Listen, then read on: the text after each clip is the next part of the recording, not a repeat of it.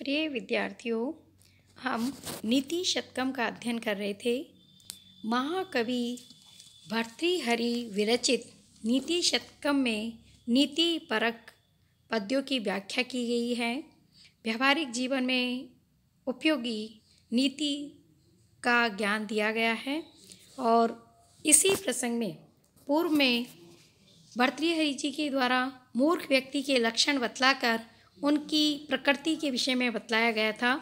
अब वह विद्वानों के विषय में बतलाते हैं। विद्वानों की गुण, उनके लक्षण, उनके कार्य व्यवहार इत्यादि की व्याख्या इसके अंतर्गत करते हैं।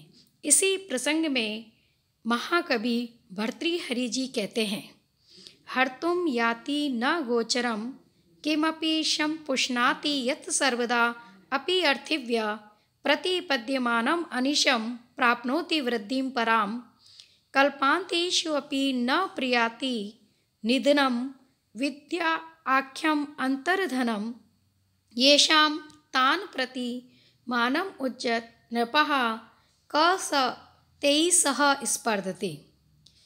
प्रस्तुत पद्य के अंतर्गत महाकवि भर्तृहरि के द्वारा विद्या रूपी हृदयस्थ धन जिनके अंतर में निहित है उनके साथ स्पर्धा, ईर्ष्या, द्वेष के परित्याग का उपदेश दिया गया है।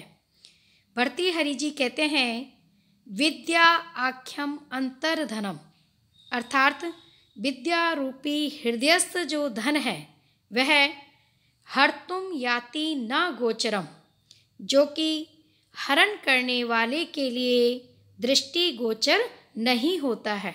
अर्थात विद्या रूपी जो धन है वह चूँकि हृदय में विद्यमान रहने वाला है, इसलिए वह हरण करने वाले चोर इत्यादि को दिखाई नहीं देता है।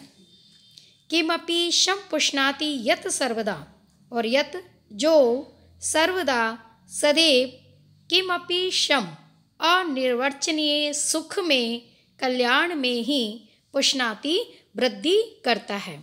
अर्थात विद्या प्राप्त करने के बाद व्यक्ति को अनिर्वचनीय सुख व कल्याण की प्राप्ति होती है।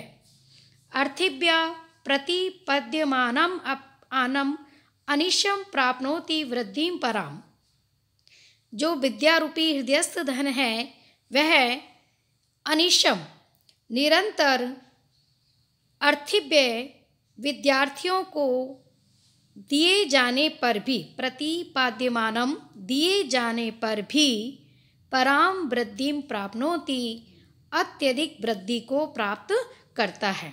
अर्थात सामान्य धन को यदि हम किसी को देते हैं तो धीरे धीरे वो क्षीणता को प्राप्त करता है, किंतु विद्या एक ऐसा धन है जिसको जितना अधिक बांटा जाता है उतना अधिक वह वृद्धि को प्राप्त करता है। कल्पांतेषु अपि न प्रियाति निधनम, और यह जो विद्या रूपी हृदयस्थ धन है वह कल्पांतेषु अपि प्रलय काल में भी निधनम विनाश को न प्रियाति प्राप्त नहीं होता है। अर्थात विद्या रूपी जो धन है वो अनश्वर है, वह चाहे काल समाप्त हो जाए, विनिष्ट हो जाए, किंतु फिर भी विद्या रूपी धन सदैव विद्यमान रहने वाला होता है। तो इसीलिए कवि कहते हैं, येषां तान प्रति मानम उज्जत नृपा, नृपा हे राजन, येषां जिनके पास यह विद्या रूपी धन है, तान प्रति उनके प्रति, मानम अभिमान को, उज्जत त्याग दो, तेईस है उनके साथ केह स्पर्धते, कौन स्पर्धा कर सकता है। अर्थात जिसके पास विद्या रूपी धन है उस व्यक्ति के साथ कोई भी बराबरी नहीं कर सकता, कोई भी उसके समानता नहीं कर सकता, क्योंकि यह विद्या रूपी जो धन है वह अक्षय धन है। इसलिए चाहे कोई कितना ही धनवान है, वैभववान है, शक्ति संपन्न है, फिर भी उस व्यक्ति को सदैव विद्वान व्यक्ति का उचित आदर करना चाहिए, सम्मान करना चाहिए। इसी प्रसंग में आगे, अधिगत परमार्थान पंडितान मा अवमस्था तृणम इव लघु लक्ष्मी न एव तान संरुन्नति अभिनव मदलेखा श्याम गंडी स्थलानाम न भवति विसतंतु वारणम वारणानाम। आगे कवि कहते हैं कि जिन्होंने इस परमार्थ तत्व को जान लिया है, जिन्होंने शास्त्रों का अध्ययन कर लिया है, जिन्होंने यथार्थ ज्ञान को प्राप्त कर लिया है, उनके साथ कभी भी स्पर्धा नहीं करनी चाहिए, उनके साथ ईर्ष्या द्वेष नहीं करना चाहिए।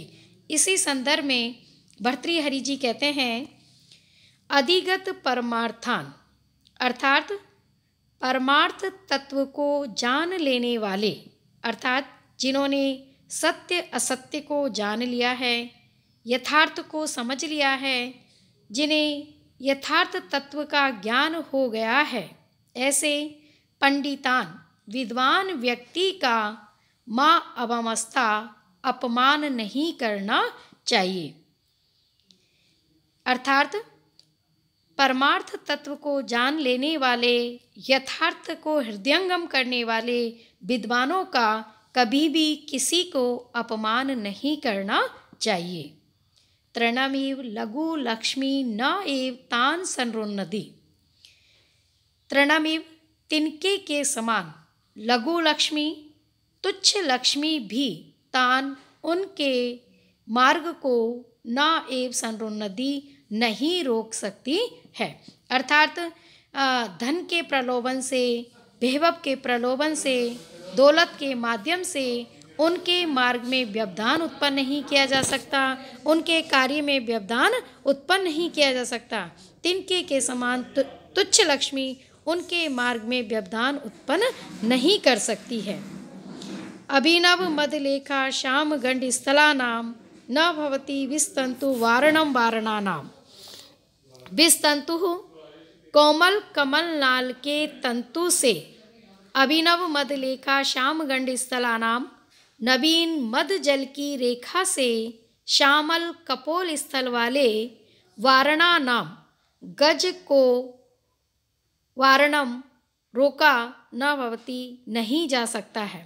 अर्थात कोमल कमल नाल का तंतु मदस्रावी गजराज का प्रतिबंधक नहीं हो सकता है। यानी कहने का भाव यह है कि यहाँ विद्वानों की तुलना मदमस्त गजराज से की गई है कि जिस प्रकार कोमल कमल नाल के तंतुओं से मदस्रावी गजराज को नहीं बांधा जा सकता है, रोका नहीं जा सकता है, उसी प्रकार धन का प्रलोभन देकर, वैभव का प्रलोभन देकर, धन संपत्ति का मोह दिखा करके विद्वान व्यक्ति को उनके मार्ग से च्युत नहीं किया जा सकता। इसलिए प्रत्येक व्यक्ति को विद्वान का सम्मान करना चाहिए, कभी भी उनका अपमान नहीं करना चाहिए। अम्बोजिनी बन विहार विलासम एव हंसस्य हंति नित्राम कुपितो विदाता न तो अश्ये दुग्ध जल भेद विदो प्रसिद्धाम वेदग्ध कीर्तिम अपहर्तुम असौ समर्थ है। यहाँ कवि ये कहना चाहते हैं कि यदि राजा अर्थात शक्ति संपन्न, प्रभुत्व संपन्न व्यक्ति विद्वानों से नाराज भी हो जाए, कुपित भी हो जाए, तो वह उनके धन आदि का तो हरण कर सकते हैं, उनके धन को छीन सकते हैं, किंतु उनकी विद्वता का हरण करने का सामर्थ्य उनमें नहीं होता है। इसी को एक उदाहरण के माध्यम से, यहाँ पर हंस के उदाहरण के माध्यम से समझाते हुए कवि कहते हैं कि हे राजन, कुपितः विदाता क्रुद्ध ब्रह्मा हंसस्य हंस के अम्बोजिनी वन विहार विलासम एव कमलनी वन में विचरण के सुख को ही नित्राम पूर्ण रूप से हंति समाप्त कर सकता है, किंतु असौ यह विदाता भी अश्य इस हंस के दुग्ध जल भेद विदोहु, दूध और जल को अलग करने की विधि में प्रसिद्धाम प्रसिद्ध प्रसिद्ध वैदिक कीर्तिम निपुणता के यश को अपहर्तुम हरण करने में विनिष्ट करने में न समर्थ नहीं हो सकता है। अर्थात कहने का भाव यह है कि यदि ब्रह्मा हंस पर कुपित हो जाए तो वे केवल उनके कमल वन में विचरण के सुख को तो समाप्त कर सकते हैं, किंतु हंस के विषय में ये ख्याति है या ये प्रसिद्धि है कि वह दूध और जल को अलग कर सकता है। तो उनकी इस प्रसिद्धि को, उनकी इस कीर्ति को वह ब्रह्मा चाहकर भी विनिष्ट नहीं कर सकते हैं।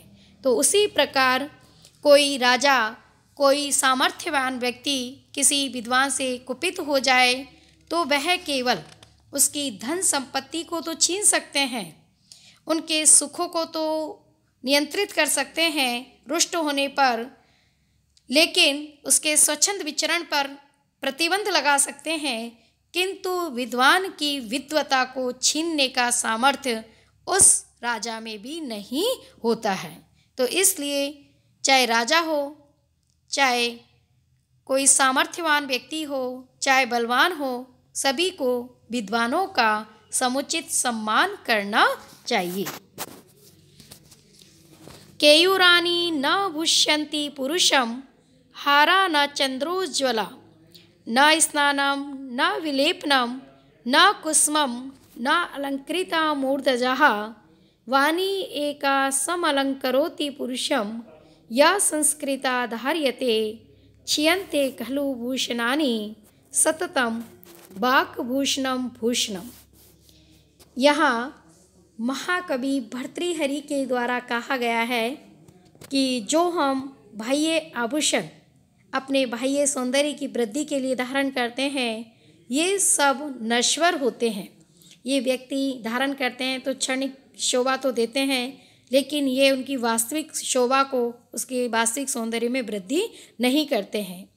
मनुष्य के सौंदर्य को बढ़ाने वाले कौन से अलंकार हैं, उन्हीं का बड़ा सुंदर सटीक निरूपण यहाँ कवि के द्वारा करते हुए कहा जा रहा है। केयूरानी न भुष्यन्ति पुरुषम, पुरुषम मनुष्य को, केयूरानी केयूर अर्थात भुजबंद न भुष्यन्ति विभूषित नहीं करता है, अर्थात मनुष्य का सौंदर्य बाजूबंद को धारण करने से नहीं बढ़ता है। हारा न चंद्रोज्ज्वला, और ना ही चंद्रमा के समान उज्ज्वल कांति वाला, शुभ्र कांति वाला हार मनुष्य के सौंदर्य में वृद्धि करता है। न स्नानम, ना ही स्नान आदि से मनुष्य का सौंदर्य वृद्धि को प्राप्त होता है। ना विलेपनम, ना चंदन आदि सुगंधित द्रव्यों का लेप करने से मनुष्य की शोभा बढ़ती है। ना कुसुमम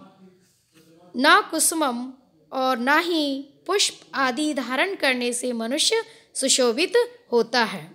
ना ही अलंकृता मूर्धजा, विविध प्रकार से सजाए संवारे गए केश व्यक्ति की शोभा में वृद्धि करते हैं। वाणी एका सम अलंकरोति पुरुषम, एकमात्र वाणी ही मनुष्य को सम अलंकरोति अलंकृत करती है। या संस्कृता धार्यते, जो कि व्याकरण आदि से परिशुद्ध हुई धारण की जाती है।